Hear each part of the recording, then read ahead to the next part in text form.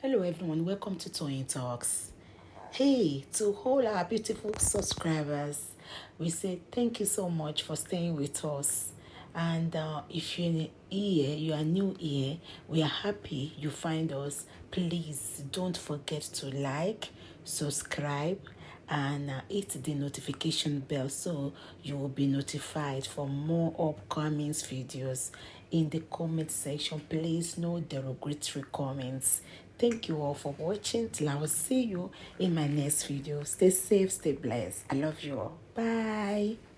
No, I agree with you, but still, they'll find a way to make the public have sympathy for Andrew. Oh, he didn't know what he was doing. He didn't really know this guy. If you read in between the lines, they're trying to make you, although we know he was fully involved and he's admitted it on a sit-down interview with Emily Maitlis, they will still write in the newspapers, the Times, the Telegraph, the Sun, that, yeah, he's a stupid man. He's so stupid, he should have never done it. But it's not his fault. He needed the money. Do you see what I mean? The twisting of the words and language, I think, is important. And although you can see it for what it is, that this man fully participated and continued to lie that he didn't have anything to do with this, they will twist the narrative and make you say, yes, he admitted to that, but feel sorry for him because he didn't have money. Do you see what I mean? So that's what I'm saying. Even though the truth is right there in front of our eyes, they'll find a way, like what Wunmi is doing with the emotional blackmail. These are the three things that she mentions: property, Liam, me. Property, Liam, me. Sympathy, widow. These are key words that she's trying to ingrain in people's minds to psychologically make people have sympathy for her rather than look for the truth. Although some people can see the truth, but that emotion side of them will make you feel sorry for her. I hope what I'm saying makes sense. I'm going to mute and let somebody else speak. But yeah.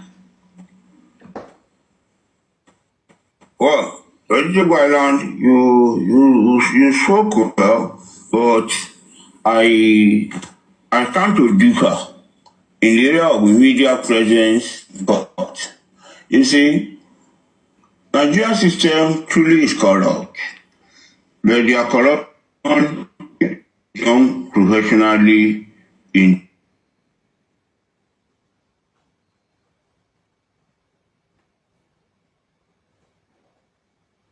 not seeing them. If media allowed in court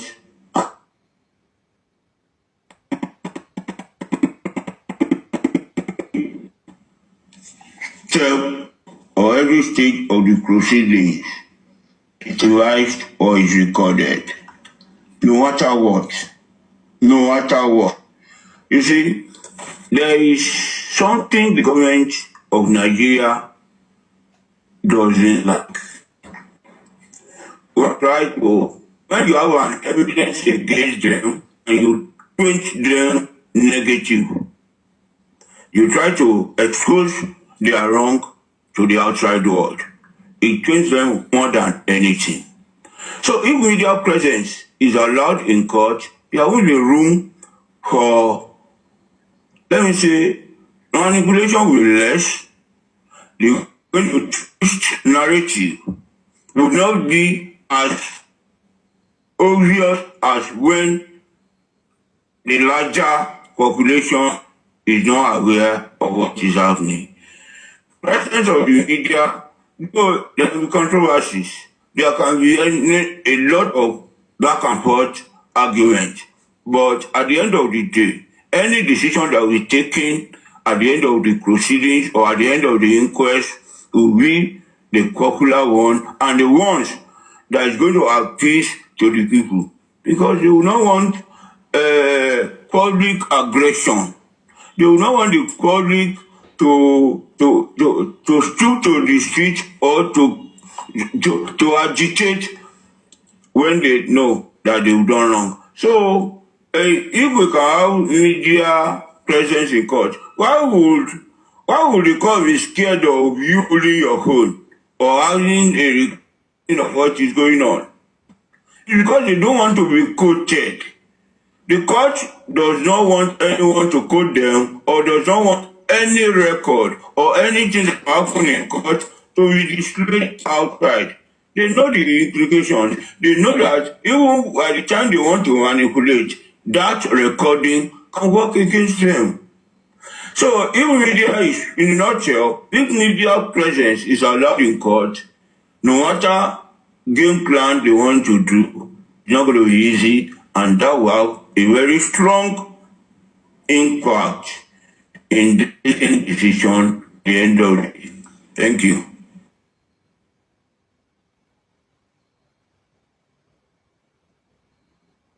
I agree. Thank you, Grexy, because now that you've explained it in that way, okay, I can take that back.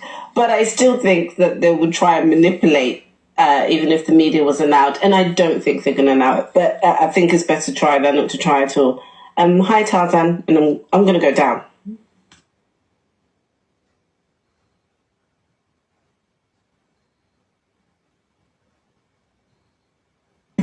Mr. Tarzan, welcome in. I know Honorable was playing something. I think he's busy now. But on the subject that is on ground, talking about allowing the journalists inside the corona inquest, what do you think about it? Thank you. Thank you very much, and good morning, everyone. You have all spoken well. Greetings to you, the commenters. My view regarding having media presence during court session is neither here nor there. Courts always, sometimes they feel like, okay, this is a case that should be in media should have media coverage. And in some cases, the court will feel like, okay, one, sometimes for security reasons, the court will rule that, okay, no media coverage. But in this Mohbad case, as we have it right now, will it really make any difference? The media outfits that will spin the truth and everything that was said in court, that is said in court in favor of a particular party, will still do what they normally do. It will not change the way of their reportage out there, And the media outfit that will report objectively what happened in court, they will still do the same. So even if you look at it, how many media outfits have been objective in this matter from the start to where we are right now? How many of them? We have had media outfit here who spawned narrative that even the critical thinkers, one of their publications, they have to come out and say, no, that's not what was said, or that's not what we gave to you to publish, if I remember correctly. So whether they are there or not, most of them have already taken a position. They have already taken a stance regarding this case. So for me, I don't think it's really going to change anything. What is important is that those of us that are active in on the social media space, we've been doing a good job. As a matter of fact, if not for those of us that always come here, make time to come and speak and highlight and ventilate on all of the issues surrounding this Mohbad case. If not for hosts, persons who dedicated themselves to continue to put this matter out there, we won't be here. A lot of things would have gone on. Yes, sir. Mr. Tazan, to me in the right prospect of what we're discussing, the thing is, what impact will it make if media presence is allowed at the inquest? Will it change anything, or will it have what effect do you think is going? For me, again, I simply put it this way. It's not going to change anything. The media houses that will report objectively will do. Those ones that will still spin it will spin. It will not change anything. You understand? It's not going to change anything. Is it the Sahara reporters that we want to depend on, that when they get to court, they are going to say it as it is?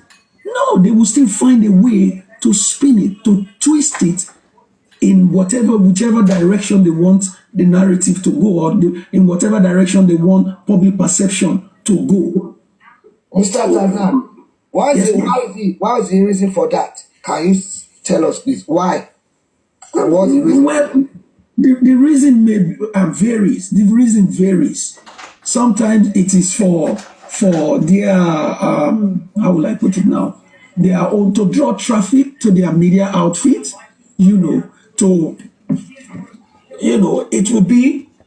It may be for them to draw a lot of traffic to their outfit, or it may be because somebody has reached out to them.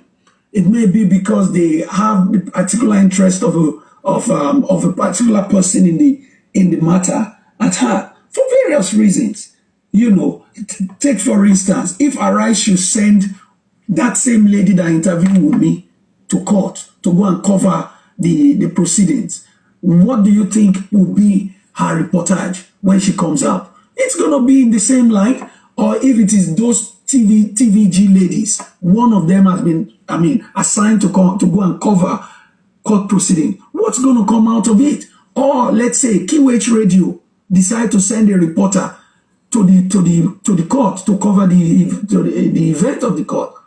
What's going to be the outcome of their reportage? It's going to go one way somehow.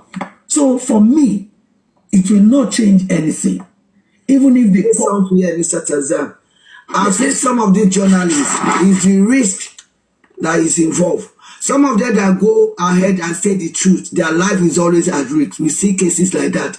In from Delegiwa issue, even the Saudi American guy that was spying in Turkey, and because they expose the truth. So I think it might be the risk of their lives, because we know it happens everywhere. But some of the journalists, they I don't know whether they give them money, but they still go ahead.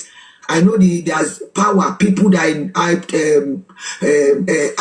position that are involved. This example of Delegiwa is one for example in Nigeria. So I don't think it will be the same. Yes, sorry, Mr. Tazan, if that is the reason, it is not then a reason, then you are not qualified to be a journalist. You are not qualified to be a journalist. People might not like I'm coming, sir. People might not like the likes of what's the name? Rufai Hussaini on Arise TV. But they might not like his style, but to some people, he is still doing the work of a journalist. Risk notwithstanding. So if you want to call yourself a journalist, at least, stand on the path of the truth. Even if threat comes later, then people can say, oh, and this person started, but because of the threat and stuff, okay, probably because of that person now changed. Now let me now say something, because I said that to say this. Yeah, this is what I'm actually driving at now. All of these interviews, right? All of these interviewers, how many of them did you see or have you seen that has shown interest in this case? Just like Mr. Tazan asked. How many of them, now I'm not talking about is it good or it's not good though for them to be at the corona. That's not where I'm driving at now. That one is a subtopic, or is the main topic. This one is like the branch. Now, I'm talking about the branch. Now, how many of them have you seen that have shown interest in, this case? You will even see some of them, while the interview is going on, they will still be saying, all those people that are making noise on the internet, all those people that are making noise on TikTok, meaning they don't find it as a kind of their job. And the job of a journalist is to bring information to the general public. Now, if they say people are shouting on the internet, if they say people are shouting on social media, What have they done? You as a journalist, have you taken it upon yourself as a sub-ozu to dive into the subject of, okay, let me look at the subject of justice for Mohbad. What can I help the society, or how can I help this case? Even if my employer, Sheung, that works in Channels TV, I think he's still working there now, but he has his own podcast. He has his own podcast now, and he's still doing his own professional journalism on the TV, and he's still having his own podcast. Some things that probably might not be able to discuss on the TV, whatever. He's bringing it to the podcast, and they are discussing about. So, how many of them have shown interest that, okay, the subject of justice for Mohbad, let me personally put my hand into it. So, if a journalist is scared of death, or if a journalist is scared of maybe one thing, then they should learn from their Western colleagues who put their life on the line. How many journalists in Nigeria have you seen that has dedicated himself to the cause of probably homicide in Nigeria? But they want to be like the Western part. They want to talk English like the Western part, but they don't want to do the work of a journalist by diving themselves into a cause like this cause. How many journalists in Nigeria will you say this person sold himself or sold herself or put himself or herself in this cause, and the person was able to bring out something? No. If the TV channel or if the TV station did not give approval, they don't want to do it. Benjamin Hundeyin, that is David Hundeyin, that is doing his private investigation up and down on different subjects. Dr. Kemi Olunloyo, that is doing our own up and down on different districts. Are they giving them, they are even looking for their own downfall? For people like David that will talk about Tinubu, that will talk about this government, that will talk about that. Even the journalists in Nigeria are looking for their downfall. So how many of them can boast that truly they are journalists? How many?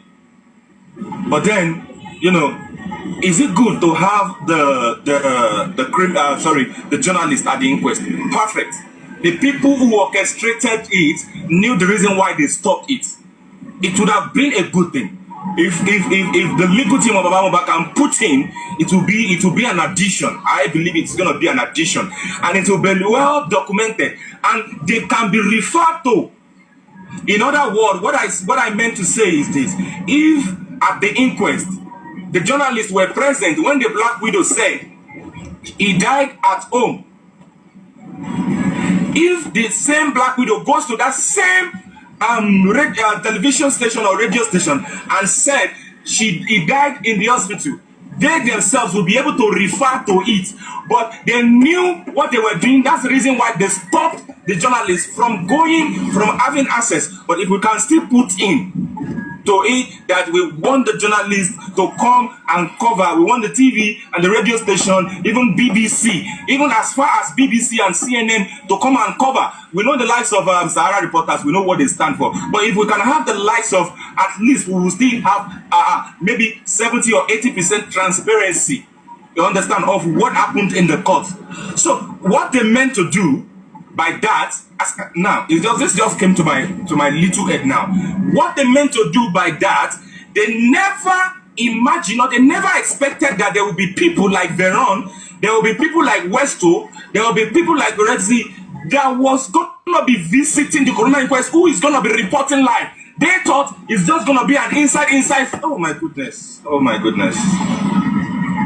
They actually thought it's going to be an inside thing. There won't be anybody to report to the general public of what is going on, just like Sylvester and every other person that they have set up the coroner inquest for. They never knew there would be people like Veron who's going to put himself, out there to come and report. They never knew that there was going to be people like Westo who's going to be out there to come and report, or Mommy Rich Grace who's going to be there to come and report. Oh, Jesus. Let me mute. Mr. Brezi, you can come up. Mr. Brezi, just a minute, sir. Thank you very much, Senator Ish, for that perspective. Thank you. I appreciate it.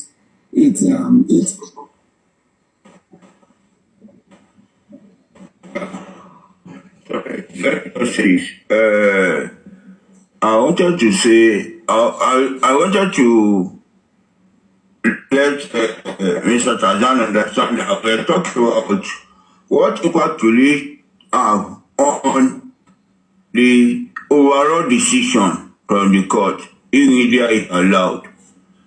Will it bring fear? Will it bring sanity or sanity into the process or decision taken at the end of the day?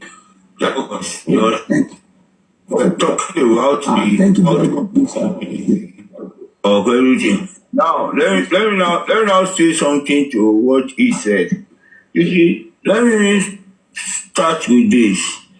There is a general saying that you praise the change the tune. That has been a problem in the media sector in Nigeria. You see, most media stations, all media stations, is owned by a political guru or a political interested one. RITV is owned by Ovia Unduka. Channels is owned by Tony Awon. It's owned by family. TBC is owned by Tinubu, and so on like that. There is no neutral man in Nigeria that owns a TV station. And you know, all these media station owners, they have their loyalty attached one political class or one political party. So they tend to defend and prove the interests of that party. You see, if you engage all these journalists outside the camera, you hear from them that you will hear the real perception and the real truth that is that you and I are saying. They seek the same truth outside the camera the way we are saying it. But when they are on camera, they are under the authority and the instruction of the paymaster. They are being told, they are being coached, they are being given the direction at which they must speak to. So don't let us blame it on journalists.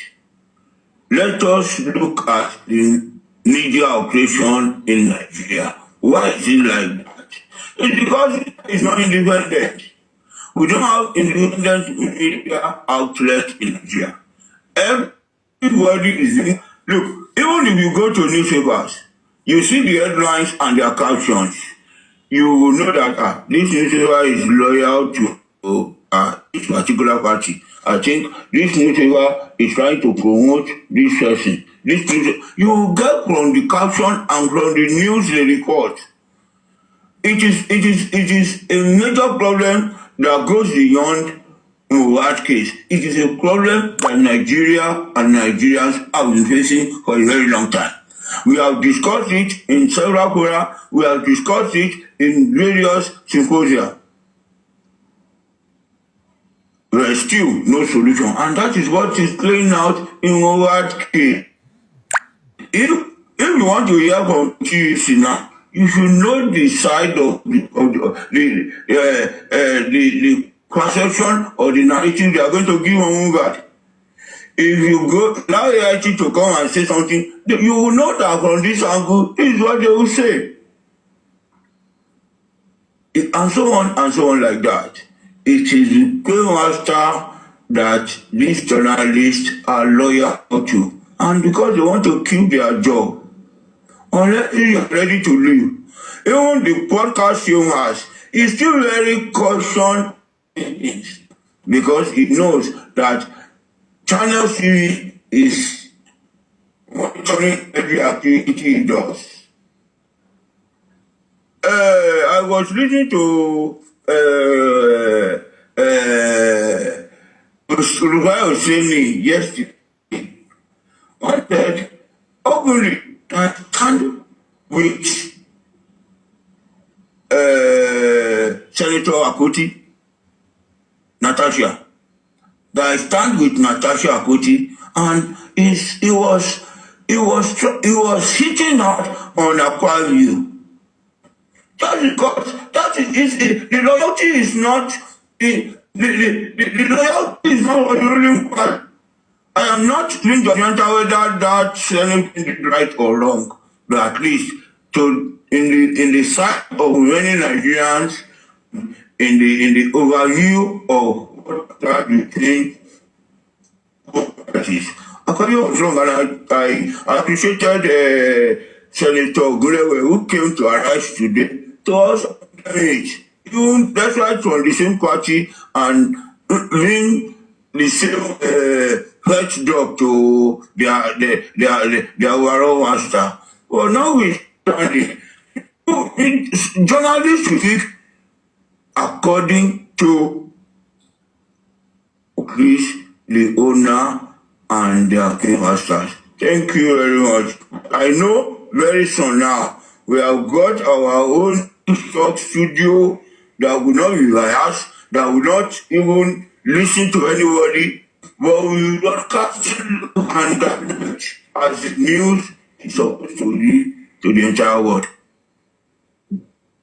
Thank you very much, Mr. Gureksi. God bless you, sir. Here is my submission on this subject. I'm going to, first of all, touch on the judgment of the Court of Appeal.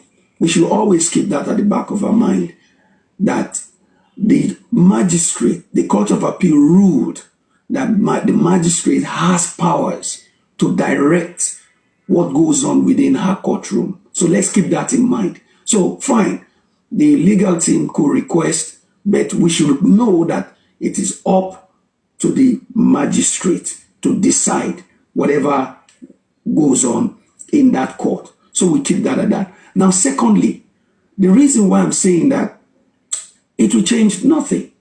Those who will be objective will be objective. Those who will not be will not be. Look, I give you an instance in this matter that is making me to feel like this media. No.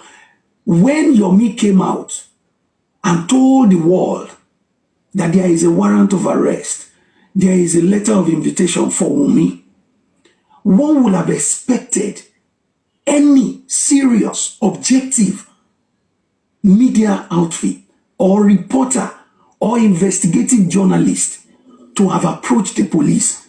Hey, this is a serious matter. Somebody just spoke outside. Did you? Is it true? Nobody went. None of them went to go and inquire from the police formally. Right? So now, my thing is, the lawyers will be there. The critical thinkers have been doing a fantastic job. After the session, should the magistrate say no media, after the session, get a briefing, a debriefing session with the legal team, put it together and send it to the media houses. It will go out there. That way, with the way they have conducted themselves in reportage of this matter up to now, the matter is out there.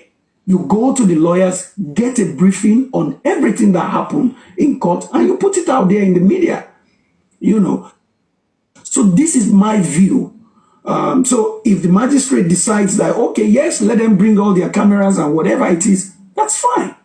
It's okay.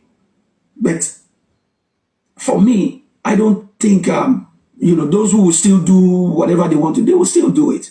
But it's up to the magistrate to decide whether to allow that in court. So the critical thinkers, I rely on them more than even the media. I depend on them than the media. You understand? So they should continue to do what they're doing. And this is my view. If we need to know exactly what happened in court, you can get a briefing from the legal team, and you can also request for the CTC and put it out there in public. So this is my view. And we have good people that goes to court, and as individuals, they could just take note of the key discussions and then bring it out and report it to the public. So, but the media, I don't disagree that it has a far more reach it goes. They have weather coverage, but at the same time, they have their own interest that they protect. We have seen it. We've seen how they have conducted themselves in throughout all this matter. So for me, I would say that whichever way it goes, it's okay. But nothing serious from them that I would say, okay, they must be there, they must be there. No. We will hear from the legal team after the session. The critical thinkers will follow up, and then it will be out there. Those who attend, they will come and tell us, just as we're hearing on platforms, different platforms, what happened and all of that. So this is my view, and thank you. Yeah, thank you. Thank you very much, Ansari. So thank you. Thank you, Mr. Tazan. From what Tazan said. I'm sorry, I'll be very quick, I promise.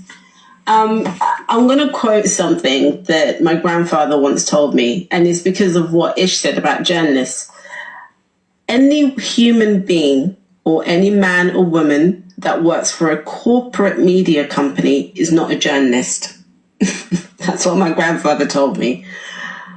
But any man or woman that works independently to report the news, now that's not a storyteller. That is an ethical journalist.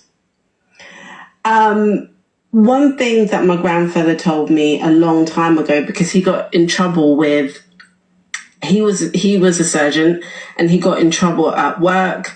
A patient had died under his care, and the media completely twisted the story as to how this patient had died. And it was then he realized the danger behind these corporate media companies and how they operate. They are truly dangerous because they are there to ruin reputations, bring you up just to bring you back down for their own financial gain, as well as to create a narrative that is destructive. That's what their purpose are for.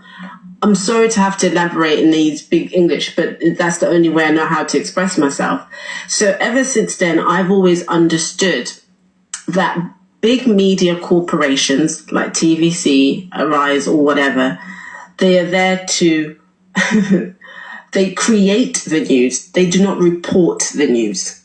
And I think once you understand that, you realize that what you're being fed by a corporate media company, which is what I call them, is not the truth. It is their version of storytelling, which is mainly wrapped around in propaganda. But if you find a small podcast we've got nowadays, but back then when I was growing up, a small newsletter in your local city or town or wherever it is that you're living that writes the news about your local town, those people are journalists, because 9 out of 10 they have no interest of selling you something that may not be true. They're selling you maybe your local business carpenter or I don't know, businesses around the town or whatever, or reporting on what's happening around your local area, whether it be crime or whatever. They tend to tell the truth, and they don't have this big funding that's coming from the political parties that Gorexi was talking about, or coming from lawyers who are trying to create a narrative so that they can win in court. They are not receiving money from the entertainment industry. They don't have that financial backing. So there is no need for them to twist the narrative. Then they don't become so corrupt. So I think what I try and keep in mind, especially when it comes to this case, and I hear this woman go on different televisions and being allowed to tell lies, is because it's storytelling. She's been given her opportunity to just give storytelling stories, just like those so-called journalists that are sitting there with her are just human beings that are telling you a story that is not true.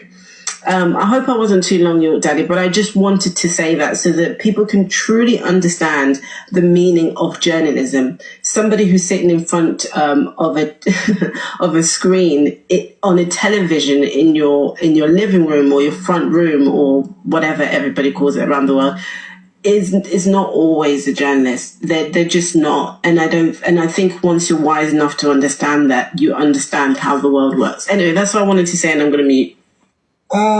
Vegetable, I'm just happy that you're saying this.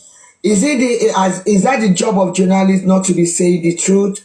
Like Ish said, a journalist should not be afraid.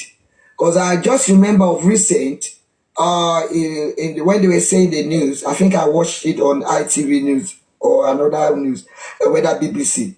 This guy went underground. He joined a group. You know what did they call it? The extremists, the white group.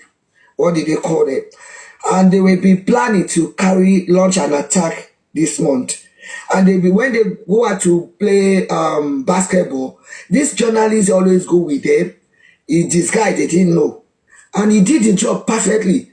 Even the last one he did, one of them now, he was going one of those people that gives information that they, against the colored people. And he said, excuse me, when maybe they reported to the TV station, but one of the TV station now went to, he was trailing him, following him, that he got him on the road. He said, oh, excuse me, are you Mr. He didn't answer. He was like, oh, are you planning this? And the guy was just, he was doing the video and telling the other guy that, oh, we be snitch. One person is among us that be snitch. So like Ish said, as a journalist, as a profession, are you supposed to be lying, or is it because there is no money? Because I'm trying to compare. It's different from here. I don't know if Ish can answer me, or I don't know. Okay, let me quickly add my voice to what is on ground. Ish, thank you for holding up. It's a 1 million question. If the impact or why we should allow the media house. For me, I think this case is direct, and I don't think anybody wants to misinterpret or misrepresent the court. This is where I'm coming from. When it comes to Timothy's case, I want to ask, was it in the media? Did the media participate in Timothy's case? For the people that know, I'm asking a general question. Titus Taylor said yes. Okay, I want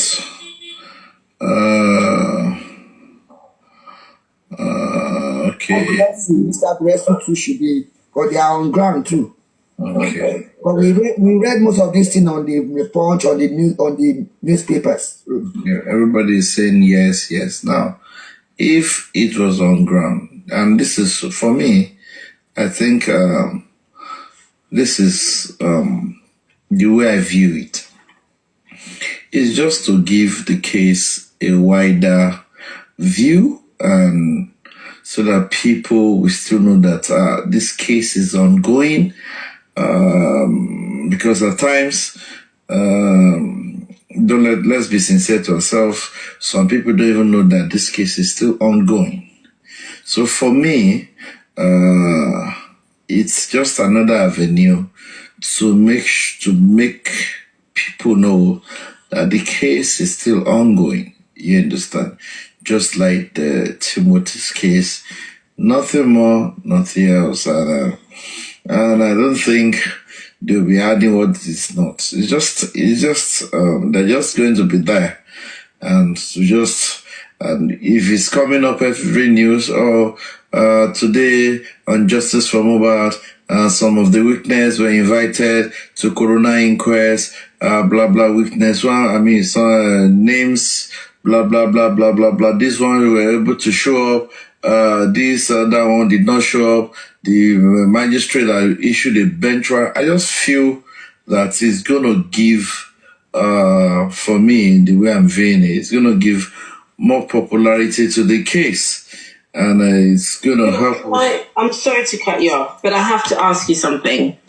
In Timothy's case, the same law firm that represented that case is on the other side of this current case with Mohbad. And I think that is why there's a difference in terms of how the media's been handled. They made sure that the media had all eyeballs on that Timothy's case because they were on the side of Timothy's family. Yeah, you're right. But another thing we should look at now is that I don't know. Maybe Mr. Guresi would have answered this question if he was here.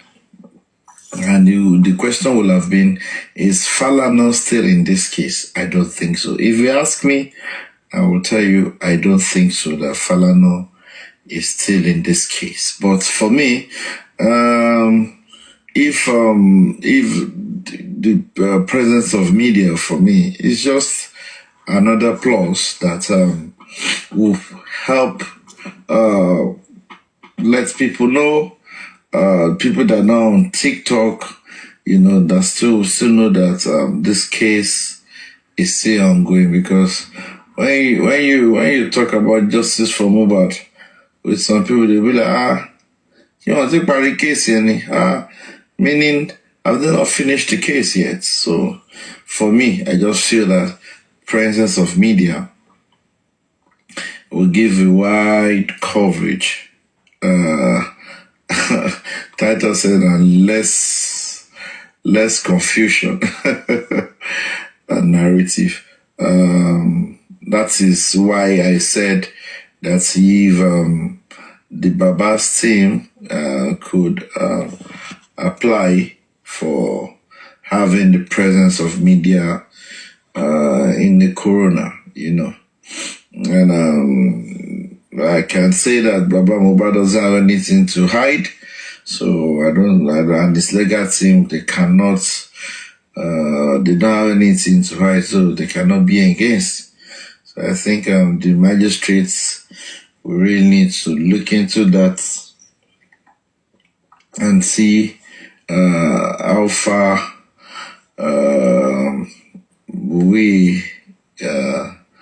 the presence of media will be a positive influence to our own courtroom. Okay, let me quickly go to who would I quickly go to now to hear opinion? Mommy 8070, are you busy? If you're free, you can talk. Maybe she's busy. Sorry, I know I keep interrupting. I promise this will be the last time. You're free to interrupt. At this stage, I can only speak for myself though. I think me and Tarzan are sort of on the same page. At this stage, I don't think it really matters. I think, you know what? Social media has got more visibility than we would like to think. Of course, you've got your corporate media that is mainstream. But at this stage, I want VDM to speak more about this case than the actual mainstream media. And I'm going to tell you why. Because on Instagram, of course, the narrative is kind of lukewarm and people are still not really aware. But I think that there are so many people that don't have time to sit down and actually watch the TV anymore. People click and they like to watch videos that go viral and they like to watch influencers. I'm not saying that VDM is an influencer, he's an activist. I'm more interested in hearing the story from VDM because he is an independent person who I think many people would listen to. Let me interject you. Okay. Let me say this to you. I appreciate the side you're coming from. You're coming from the aspect that you in Europe and you what you listen to and the perception on how you see it. But we that were in Nigeria, I can assure you that when media houses, president of media houses, in a case like this, some people, they don't go on TikTok. Some people, they might not even turn on their television other than just that news at 10. They just want to listen to news at 10, you know? So for me, basically, I'm not trying to shut you up, but just if you've lived in Nigeria, you understand what I'm saying, that some people, okay, I was speaking with someone last week, and the person apparently she's not really rooted on TikTok. She's more of Instagram and all that. And you see all this Instagram podcast that this girl has been doing, interview that they are posting on Instagram, really got her confused. So I just asked her, thank God she's a mother, and I asked her a few questions. I said, please, if your father-in-law asks you for DNA, what will be your response? She says, sharply, without hesitating, she will take the kid and go and meet her father-in-law, and they will do the DNA. Now I ask her again, who did you give the placenta of your child to when you gave birth? She said, the father of her child. You know, so I started pointing out some, you know, questions, leading questions, you know, as to this, what against what the girl have said. And I started punching all the lies. The Wunmi herself has lied, you know. I talked about it, show her the parents' medical risk. I said, go through it. Okay, Wunmi said here that Mohbad died after 20 minutes, they got to the hospital. But look at what this parents' hospital brought out. You know, so it is what it is. For me, I would have said that the media is going to give a very positive influence on the kid, because people, there are some Hausas, Northern Nigeria, that they even thought this case is over. Okay, I can still tell you, don't forget, there was a section in National Assembly. There was a day they had a section for Mohbad. I'm even sure that most of them must have had this thought that the case, you know, has ended. You know, but the presence of a reputable media house is going to help, because most of these people, they sit down, they want to listen to the news, they want to say, what's this person saying? And nothing will just come, and the inquest going on in Ikorodu on justice for Mohbad, blah, blah, blah, this is that. You know, for me, I just feel that it's going to be a little bit more of positive influence, you know. So thank you for saying that, Yo, because I think I have a lot of learning to do. Of course, I don't live in Nigeria, so I of course agree with you. Thank you. I'm learning, so I'll continue to learn. I know. Wow. Exactly the point. What you just said now. I saw while you were talking, some people were saying in the comment section that you know, organizing